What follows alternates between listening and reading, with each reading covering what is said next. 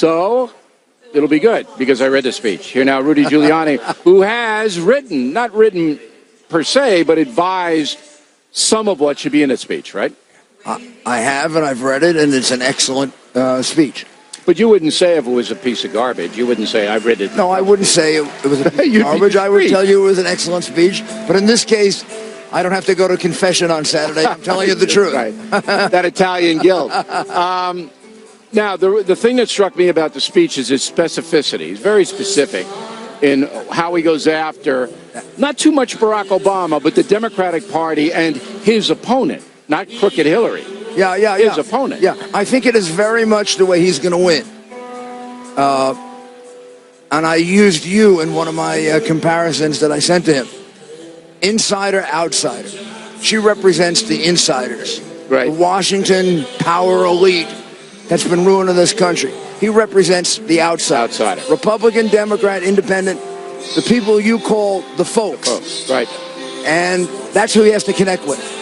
Doesn't matter about Cruz or unity in the party, or he's got to connect with real people, the common man, the steel worker in Pittsburgh who wants his steel plant back, the coal miner in Ohio who wants their mine coal. I used to run a coal mine. I know coal miners.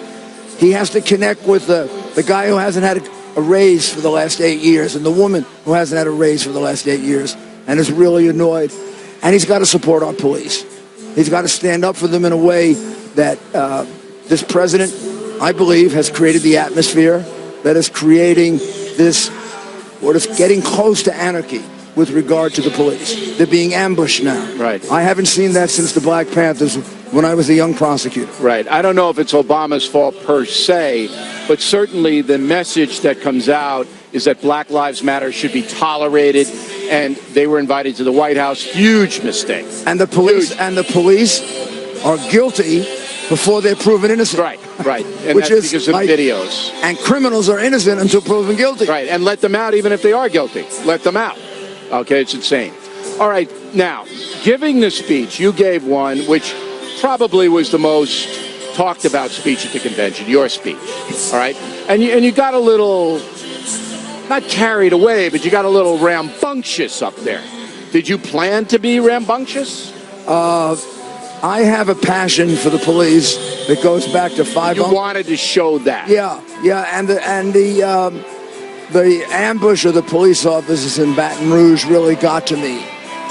And also the women who came up before me, whose young men were killed in Benghazi, where I believe if John McCain had been president of the United States, that never would happen. Then that wouldn't happen. I know.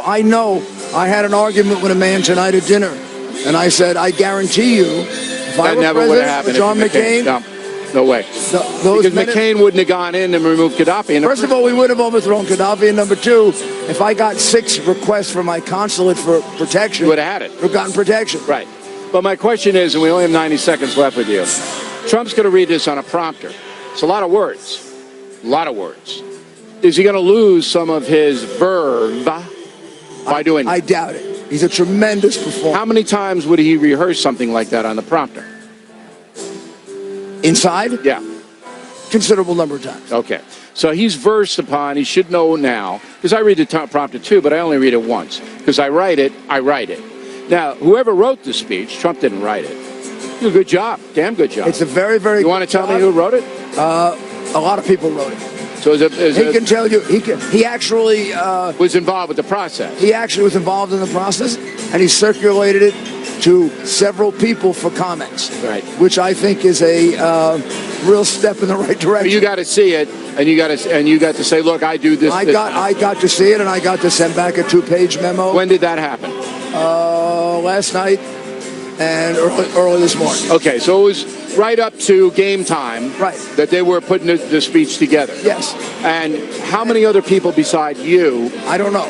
I would suspect. Figure Gingrich, right? I'm sure Newt. I'm sure Mike Pence.